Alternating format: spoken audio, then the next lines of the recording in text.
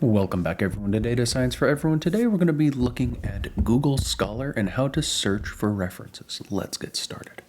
So Google Scholar is one of the probably the fastest way to find papers that you may need or want, as well as to be able to get their bibliographic information. So to get the most out of Google Scholar, there are some helpful tips and on searching, email alerts, citation exports, etc. Now, one of the better ways and quickest ways to do something is to just give it a good search. So this series is on information quality. So let's do something like information quality. And again, maybe before we even get to that, let me cut this out. And we can see here again, we have our nice search bar. Now we can pick between articles and case law. And then later on, we can, if you sign in, you can save papers to your library and your profile. And you can also save papers to read for later if there is something available to you. So again, we're going to look at information quality. And so here we have a lot of information that is available to us instantly. And a lot of these are, usually they look at maybe most of the citations, again, what related articles, what places, all this type of information that you can find on there. Now we can sort, for example, from any time frame. So again, maybe we want to do, let's say since 2018, okay? Or maybe we'll look at some like really new stuff since 2022, and we can see that there's a couple there. We can also do some other things. We can have them sort by date instead of by relevance. We can also talk about review articles or any type. We can include patents. We can remove citations if we want to. There are all kinds of things. And another useful thing is also that there is an email alert. So if you guys want to be to get an email alert whenever there's the newest information on a specific topic, that's a very useful thing to have on you. Now, sometimes it can be very difficult to find the full text of an article. So I'm going to go back to the beginning here. And so we can see, for example, that we have this particular a journal article here, AIMQ, a method for information quality assessment. Okay, it's from 2002, is on Elsevier. So if we go in and click on this, okay, we can see this takes us to the Elsevier website, and we are paywalled. Okay, it wants us to purchase this. Now, one thing that we can do, okay, is if we go back, we can look, and you can see here that there is a PDF available. Okay, that's very helpful to us, and we can go and click on that, and it will take us to a place where that is at. Okay, that is very useful. Now, if you don't have, some of them, for example, don't have access to it. Okay, so there's this one, this multidimensional information quality. Well, if we click on it here and see, well, there's definitely not access there. So then we may need to go to your local university and ask someone to help you find it there. But again, those are just some interesting things. Now, another thing that we can do while we're here, so for example, let's say that we're interested in this, we can see who it's cited by, and this gives us a list of all of the people who have actually utilized this this source. Okay, so then you can kind of follow down the pipeline of who cited them, who they've cited, etc. So again, there's also versions. And then again, we have the save function. We have a cite function as well. And we'll talk about this cite function in a little bit. We also have related articles, which are very useful. So we can click and you can see all of these papers that are useful. Usually it has to do with, again, here you see that there's Rich Wang here. And he's kind of part of all of these. Again, he's the father of information quality. So if we go back here and we click on Rich Wang, again, you can see here that now you have all of his papers. You can sort them by year. You can see all of their citation metrics. So again, for example, you can see that he definitely has a lot of citations here, 23,000. So this guy, as we talked about in the previous case, he has a lot of citations. So he also has publications. Many are cited several thousand times. So this is definitely someone that is someone that we would want to utilize, okay, as a reference source. So let's go back and let's talk about this. If you notice here that it has this information quality and it's in quotations, okay? This means it must contain information quality. Now, let's stick with a couple things here. So there are some ways in which we can search, and there's some nice ways. So like, for example, all right, maybe we are interested in, let's just say, okay, again, we'll use Rich here. And so you want to find, you can say author, colon, and then in parentheses here, you can say R.Y. Wang, okay? And then it'll try the best to find all of the R.Y. Wang, okay? Now, that is a problem because, look, there are a lot of people with that particular name, okay? So some of these may work, some of these may not work. And again, like if I click on this one, all right, notice this is a different Wang, all right? So we need to also have it in some sort of context, okay? So we put another quote and we'll say information quality, okay? So then that gives us information quality by the author Rich Wang.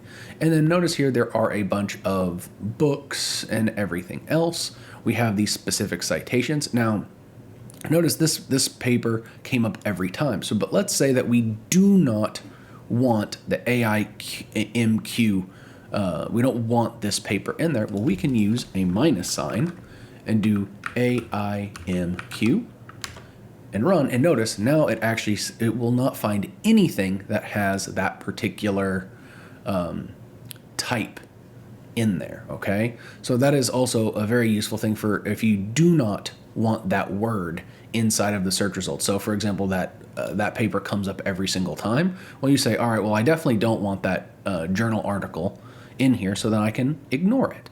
Now, one more thing that we can do, which is actually quite useful, okay, and let's find something like, I believe maybe, let's look at this one really quickly. So this is in the Journal of Information Systems Education, okay.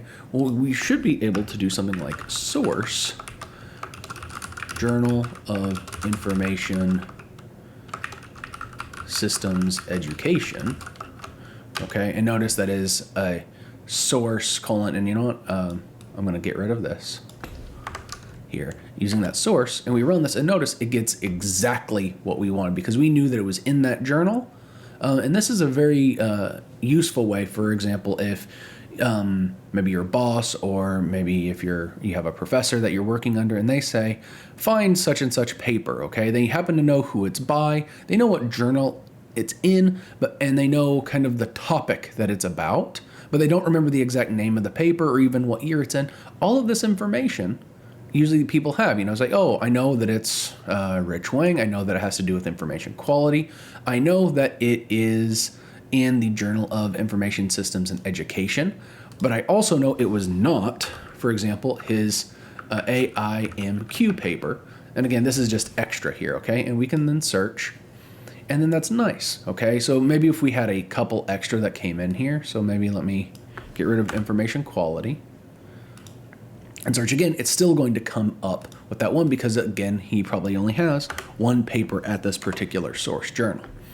So now let's actually, let me put these back in. So I'll do, whoops, here, let me do, you know what, I'm gonna actually delete it. And so we'll go back to information quality here. And let's do that search one more time, but this time, if you're not comfortable using that type of syntax like the author colon, source colon, you can click the little hamburger over here and click the advanced search, and then this will come up, okay?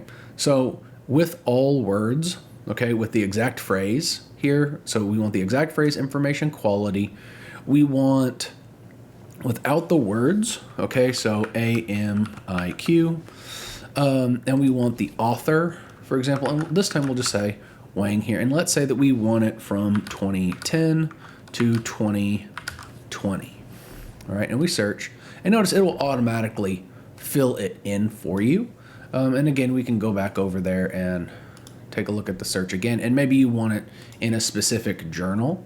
And so let's say Journal of Information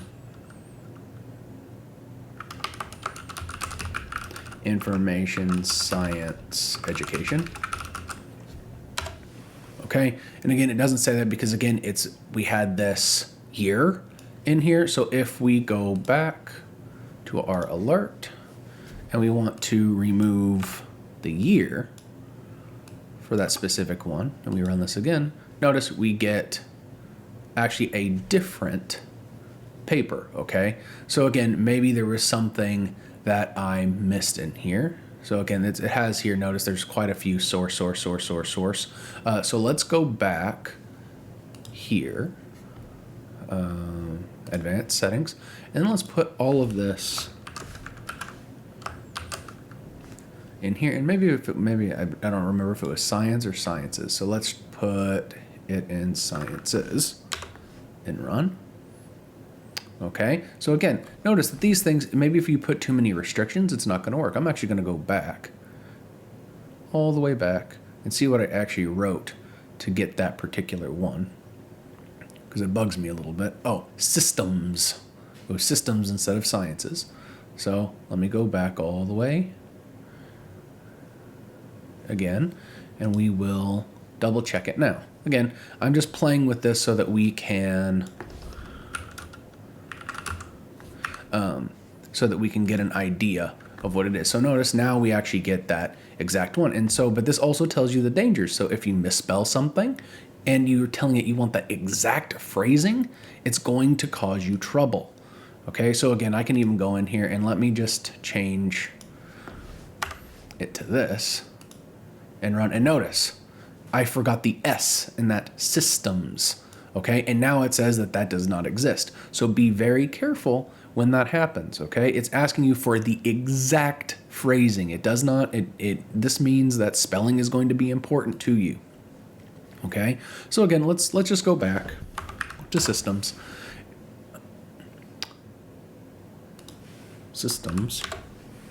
And now let's say that this is the actual paper that we want. And so we have decided now we want to cite it.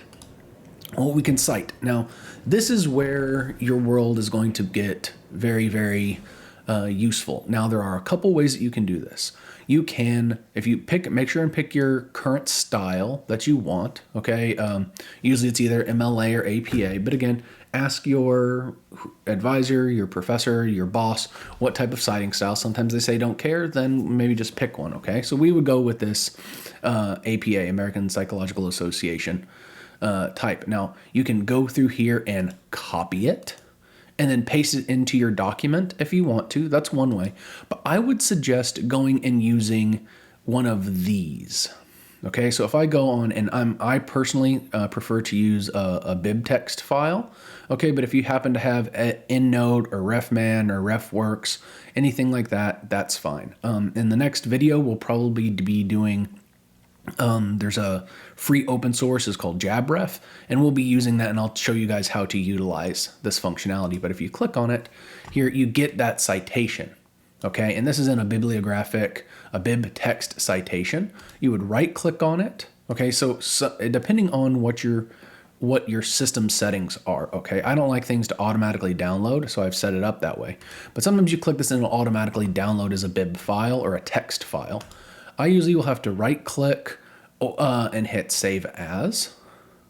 Okay, and so maybe I want to put it on my desktop, and it usually just says Scholar here. All right, well, I would suggest going in and saying something like Lee 2007 curriculum. Okay, now I'm doing that because if you look over here, all right, and actually let me cancel it really quickly so you can see it. This is actually the way that you would utilize and access that citation in your paper. Okay, so like if you're using R Markdown or something, you'd say at Lee 2007 curriculum, and that would actually help autofill things for you. So that's what I usually would save it as. And then later on, you can build up your own library, which is very helpful to you to have all of your citations in one go. So again, save as here. I'll paste that in, and then I usually will make sure and do .bib on there, okay, to make sure that it is a bib file. And again, if I go on and click it, and you can see here that it actually opened up inside of the bibliographic software. This happens to be BibText, okay? It is for Apple computers or Macs. And so again, it has in here a lot of information. It has the first, second, and third. You can even add in information, so you want maybe a fourth author or whatnot. But you can link this to any of the other softwares that you're using, Word, R, LaTeX, etc. Okay, so this has been a very quick walkthrough of utilizing Google Scholar. Okay, so if you guys like this, please comment, subscribe, and hit that like button, and I will see you guys next time. Bye-bye.